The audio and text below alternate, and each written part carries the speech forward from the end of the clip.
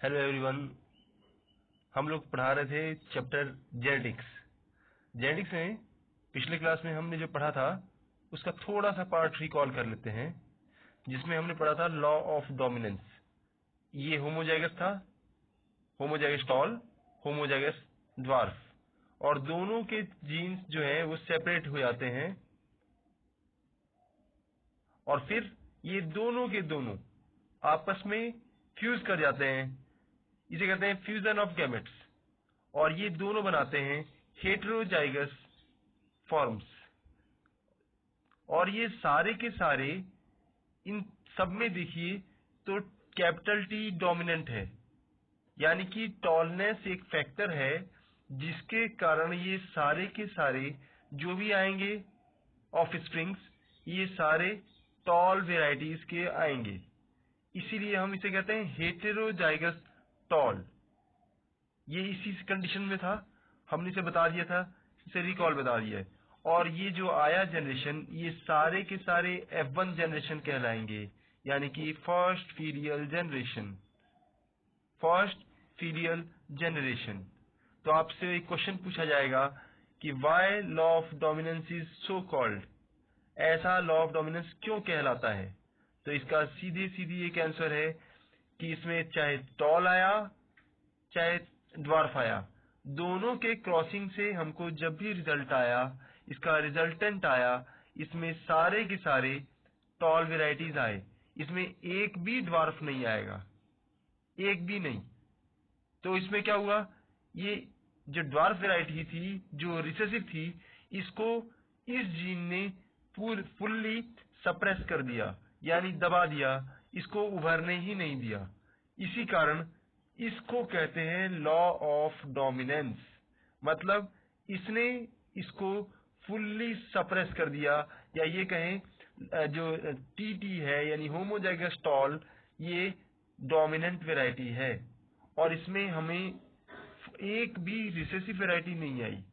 जब ये पाया सारे के सारे टॉल वेराइटी आए, तो मेंडल साहब ने ये सोचा कि ड्वार्फ वेराइटी तो एक भी नहीं आया, तो अब क्या किया जाए, इसका रूल क्या माना जाए। ये गया तो कहाँ गया, तो यानी कि उसने उनका ये कंक्लूजन रहा कि हमने डोमिनेंट वेराइटी एक भी नहीं पाया, तो इसको इन्होंने कह दिया लॉ ऑफ डोमिनेंस।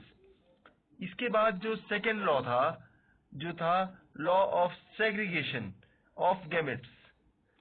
सेग्रीगेशन कहते हैं सेपरेशन ऑफ गैमेट्स। जैसे ये सेपरेट हुआ था, यहाँ तो सिंपली सेपरेशन हुआ था, लेकिन इसको हम नहीं कहेंगे। जैसे सूप होता है सेग्रीगेटर होता है, इसीलिए कहते हैं सेग्रीगेशन ऑफ गैमेट्स। तो इसको हम देखेंगे। अगर ये क्वेश्चन आएगा तो लॉ ऑफ, अगर एग्जाम में आता है लॉ ऑफ डोमिनेंस, तो आपको यहां से लेके यहीं तक देना होगा। लेकिन अगर आपको पूछता है law of segregation of gametes, तो ये तो देना ही होगा, और साथ साथ इसके बाद आगे वाले स्टेप्स भी देने होंगे। जैसे इसको बता देते हैं, ये हमारा रिजल्टेंट क्या आया, सारे के सारे टॉल वेराइटीज हैं, तो हम सबके नहीं लेंगे लेकिन कोई भी दो वेराइटीज ले लेंगे। सपोज हमने ये लिया और ये लिया, या आप माने तो इसको ले लें या इसको ले लें, कोई भी जो F1 जनरेशन की वेराइटीज हैं, ये था F1 जनरेशन। ये F1 जनरेशन के हेटेरोजाइगस टॉल को हेटेरोजाइगस टॉल के साथ हमने क्रॉस करा दिया। अदर वर्ड्स, हमने इसे सेल्फिंग कर दिया। तो इनका रिजल्टेंट क्या आएगा, तो पहले हम फिर लिखते हैं सेग्रीगेशन ऑफ गैमेट्स। जैसे यहां लिखा है सेपरेशन, या इसको कहते हैं सेग्रीगेशन ऑफ गैमेट्स या सेपरेशन ऑफ गैमेट्स, आप इसे जो भी लिखें।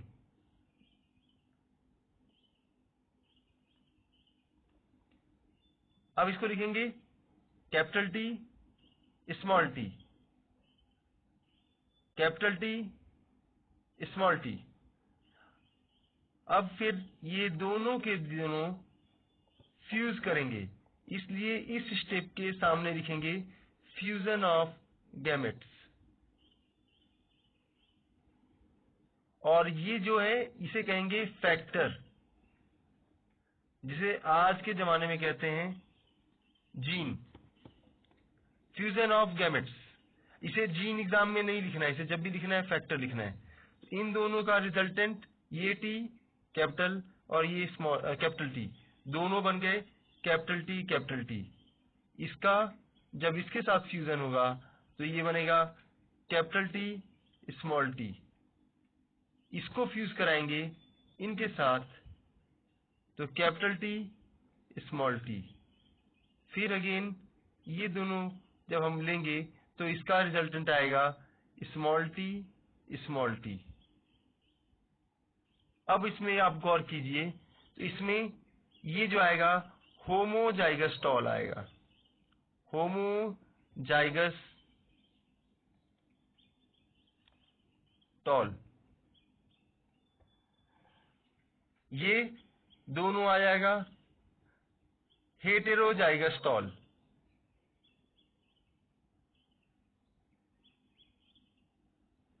और ये हो जाएगा होमोजाइगस ड्वार्फ। तो हमने रेशियो क्या पाया law of segregation of gametes में? ये आया 1, ये 1 तो आ गया 2, और ये फिर अगेन आया 1। ये था जेनेटिक लेवल, यानी ये पूरा स्टेप हो गया जीनोटाइप। और ये जो ये चूंकि हम देख नहीं सकते जेनेटिक लेवल है, इसलिए हम कहेंगे जीनोटाइप। और ये टॉल और ड्वार्फ वैरायटी जो है इसे हम कहेंगे फेनोटाइप, चूंकि फिजिकल अपीयरेंस है। ये हम बाहर से देख सकते हैं कि ये ड्वार्फ है या टॉल है। तो अगर इसका रेशियो दो तरह से आएगा, अगर हम ये 1:2:1 ये अगर बाहर से दिखेगा तो दोनों के दोनों टॉल दिखेंगे। मतलब सॉरी, आप इसे बताइए, ये जो है ये कैपिटल टॉल है, ये दोनों टॉल हैं, तो ये हमारा 1:2:1 ये हो जाएगा हमारा जेनेटिक लेवल पे। जीन्स दोनों का एक है तो इसे कहेंगे जीनोटिपिक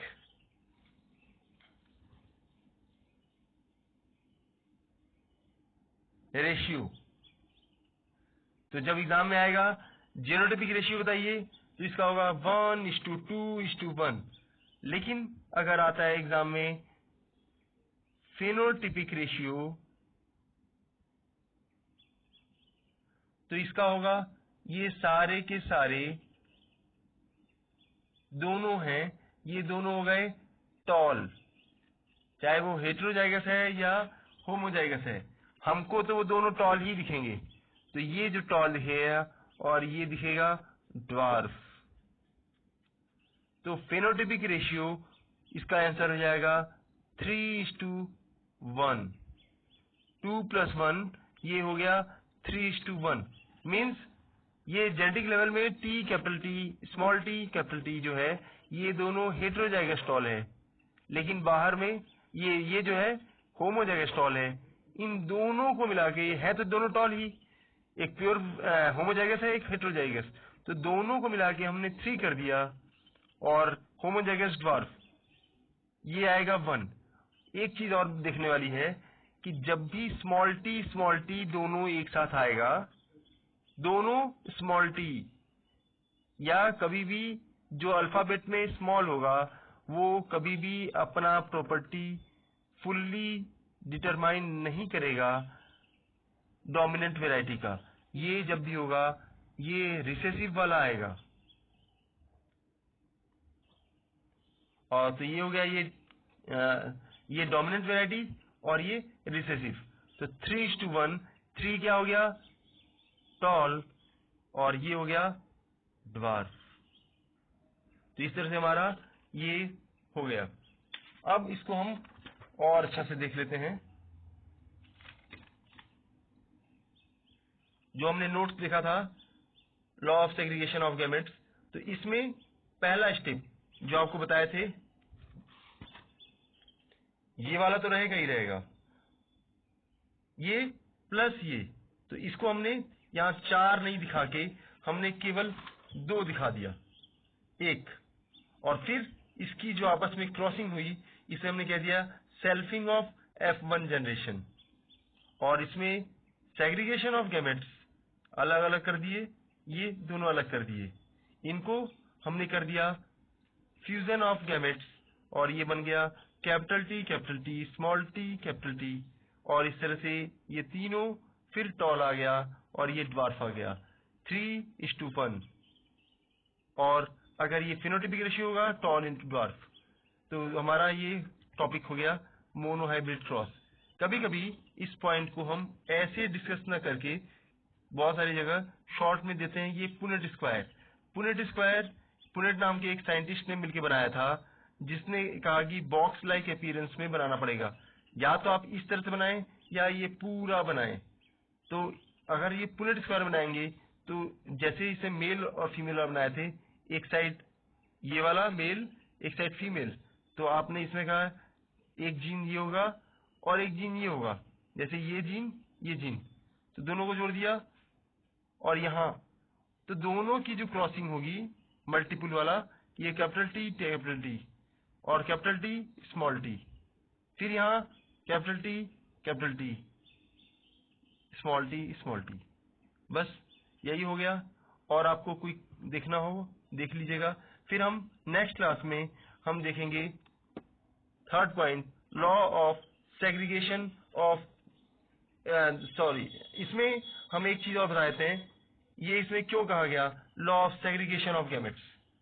सेग्रीगेशन का मतलब था सेपरेशन, और सेपरेशन इसे क्यों कहा गया, क्योंकि इसमें जब मेंडल ने ये देखा कि जब F2 जनरेशन हुआ, जैसे वहां पहली बार क्रॉसिंग हुआ था, तो हमने यहाँ कहा था कि F1 जनरेशन, ये जो आया था F1 जनरेशन था, तो सेम जब क्रॉसिंग F1 जनरेशन का होगा,